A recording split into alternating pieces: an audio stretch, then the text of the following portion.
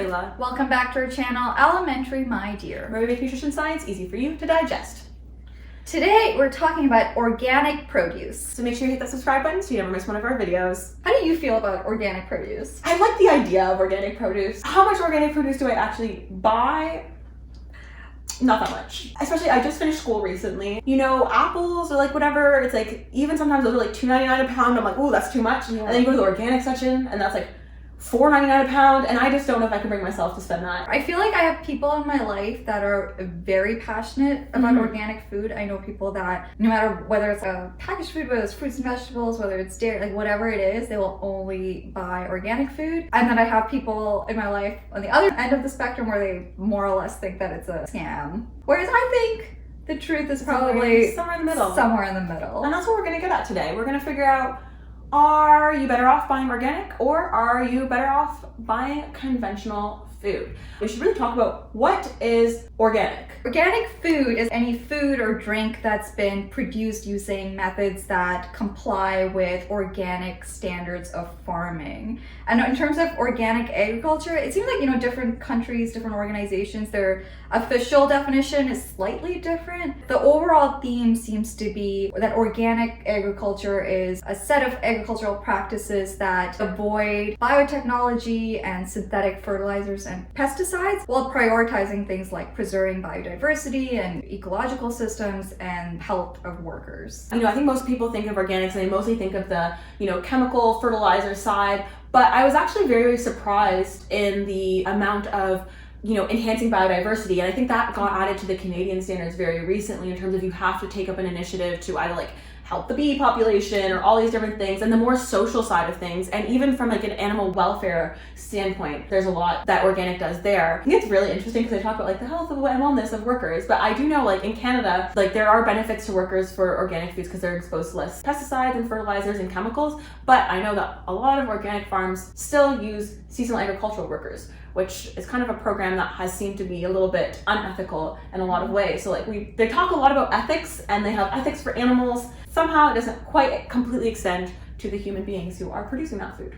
Different countries will have different regulations. In Canada, produce can only be considered organic if they've been complying with organic standards for at least 12 months, as well as not using prohibited substances for at least 36 months. Which is quite a long time, and I know it's quite a process to get your farm to go from conventional methods to organic methods, and it costs a lot of money, and then you also have to get your certification, which also costs money. So I know that is like a big limiting factor for a lot of farms that are looking to become organic and especially become organic certified. I think a lot of smaller operations is kind of a disadvantage because it does cost so much. I think to just go through all the red tape involved to get that official certification. I know there are like a lot of farms in Southern Ontario that maybe it's kind of, they're working off the honor system almost, where they'll advertise that they are organic, that they don't use pesticides, even though they don't have the official seal. I think it's kind of like just a trust that you have developed with your community. I think those smaller farms, they often don't have as much of an environmental impact. They're most of the way there, but it's hard for them to get that recognition. I feel like most of the time when people talk about organic food, it is kind of seen through the lens of human health from the perspective of the person consuming the food,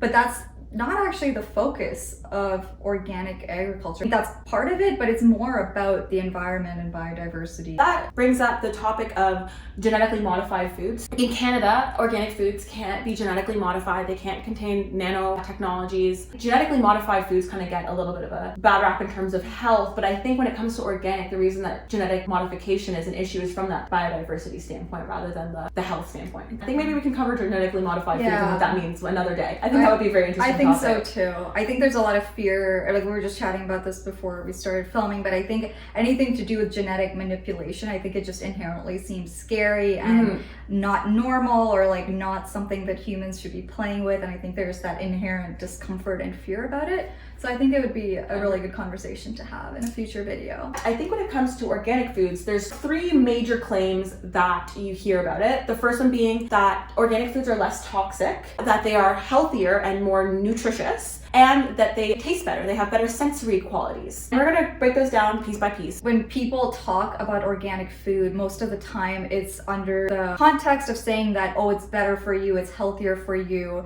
it's less harmful for you. Interestingly, a lot of observational research does show an association between organic food consumption and reduced risk for certain disease states, like certain cancers, preeclampsia, overweight and obesity, and other disease states as well. But it's important to note, with observational research, we can't necessarily conclude any causal relationship, and especially when we're talking about organic food and certain disease states, there could be a lot of confounding variables at play. There's a good chance that people that are buying organic food might generally be more health conscious. They might generally be eating more fruits and vegetables to begin with. Organic food is more expensive, so chances are that people that are buying organic food might be of higher socioeconomic status, and we know that there is a strong link between socioeconomic status and health outcomes.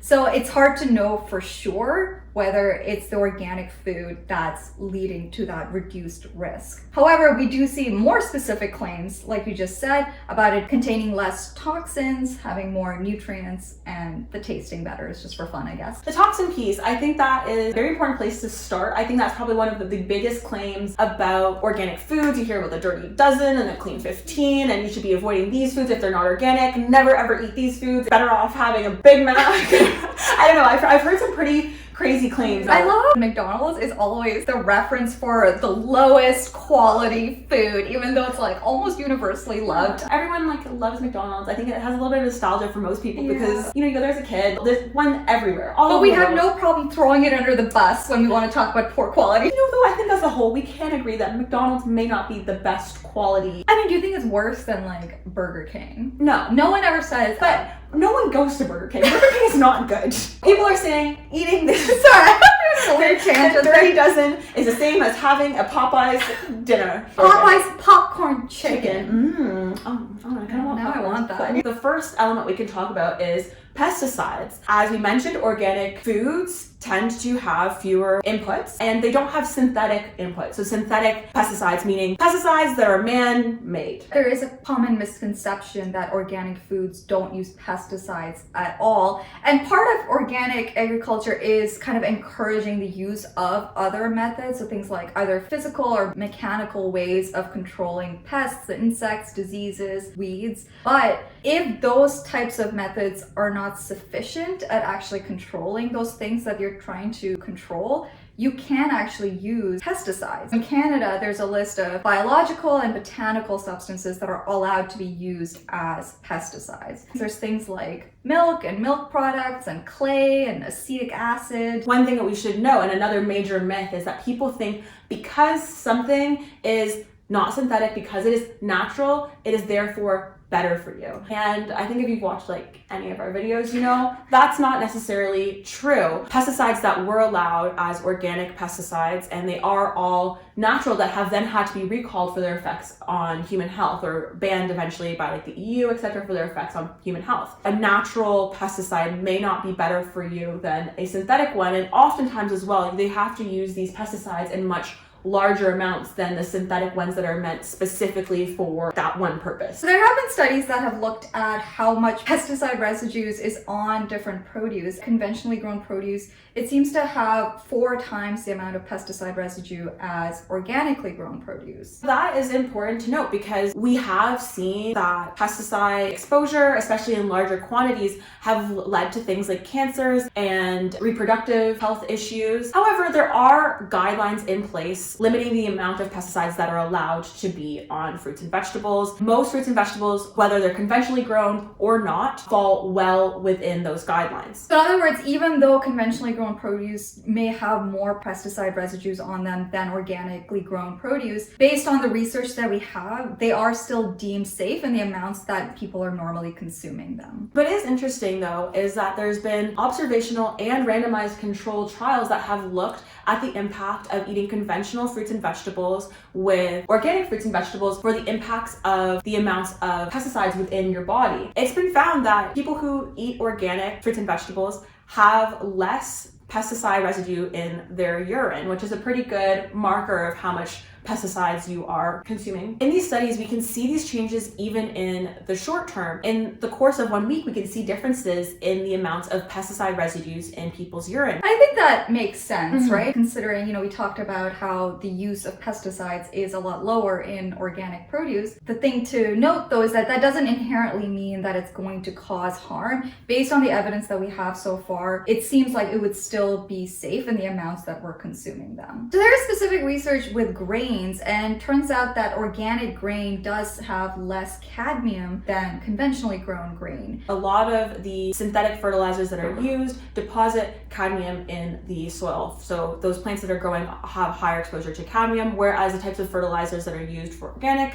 crops do not contain as much cadmium. Crops that are organic, they can't be fertilized using like manure or something, have inputs that are non-organic. Cadmium has been linked to certain cancers, but again, this is another situation where at the dose that people are normally consuming these foods, the significance to human health is not very clear. At this point, it's still considered safe. The poison is in the dose. Another big concern with conventionally grown produce is that it may increase your risk of getting a foodborne illness. But there's actually not a lot of research to support this at all. There's not a lot of research in general. When they look at the data on terms of conventionally grown food versus organic food and foodborne illnesses, there isn't a lot of data of like the source of where that food comes from and the types of methods that are used at those locations. So it is really hard to get a consensus. But it is interesting that that is one of the concerns that's highlighted by consumers when we're talking about conventional versus organic food. I think it is scary for people when you hear like recalls of like lettuce. I don't know what else is recalled so often. It's lettuce. It's always lettuce. It's always lettuce. So next up, are organically grown produce more nutrient dense? That's something we hear all the time, that perhaps because of the way they're grown, they might actually contain more micronutrients. It does seem that organically grown produce have maybe 14 to 26% more phenolic compounds. But what does that mean for health? We don't really know, especially because most of us aren't really getting enough fruits and vegetables. Phenolic compounds are from these plant foods, specifically fruits and vegetables. You're probably best to just increase the amount of fruit and vegetables you're getting, because not only are you getting the phenolic compounds, you're getting vitamins, minerals, fiber, deliciousness. What we were seeing globally, a lot of the national food guidelines nowadays are focusing on encouraging fruit and vegetable consumption. A lot of different countries, their food guides are recommending about like half your food intake coming from fruits and vegetables. And most people, that is not what their meals look like. So if you are concerned about, your nutrient intake, I think instead of switching from conventional to organic, just increasing your fruit and vegetable intake in general would probably give you the most bang for your buck. Phenolic compounds are not an essential nutrient. So when we talk about our essential nutrients like vitamins and minerals, large-scale studies and the bulk of the evidence shows that we don't see huge differences between fruits and vegetables that are conventionally grown and organically grown. It would be kind of hard to look at because you'd have to do like carrots to carrots and this to this. So I think if you really are worried about your vitamins and minerals, it's more about the quantity of fruits and vegetables you're getting. I remember reading a potato paper once. I think even like the type of potato and like the cultivar and like the soil that it was grown in, like it's the sunlight and the rain, and it's very complex. Like even two different potatoes, even like the same serving size, they don't have the exact same nutritional composition. So I think doing those comparisons would be very, very challenging. I mean, I'm sure they could find a way, researchers in that space, but as of now, we don't quite have that body of evidence. Do you remember like that science experiment where like you had one plant and you exposed it to like rock music and another plant you put it to like classical music and you saw like which one grew better? So plants, they're finicky. I've heard people say like even like, speaking words, it's not even music, but like the words you say. Oh yeah, I've heard like you can be like, you're a plant. Suck, you're the worst, and like that plant like doesn't grow as well than the ones. I don't think that's true. Maybe it's the tone of your voice, a different frequency. I don't know. But I wonder if you're like, you're a terrible plant, if that would have the effect. You know what? That's how they should do those experiments. That you gotta have. That's one of the controls. Maybe that could be your first voice acting gig. Yelling at plants in a high pitched voice. Yeah. We'll get that experiment going. Third big claim about organic produce is that it just tastes better. And I know a lot of people that feel that way. I might be one of those people. I think I might be one of those people too, because I don't know. I don't normally buy organic produce because I'm poor, but once in a while, you get your hands on an organic strawberry, and also like you see the they're like this. The conventional strawberries are like this big, and it tastes like water. It tastes like water, but like the little ones, and they're like grown in Ontario, organic. It just tastes better. I don't know. But according to the research, I'm wrong. I think because they're so subjective, right? Yeah. And some people might value the size over taste. According to the research, there is not a consistent difference between organic and conventional fruits and vegetables when it comes to sensory qualities. Do we agree? No.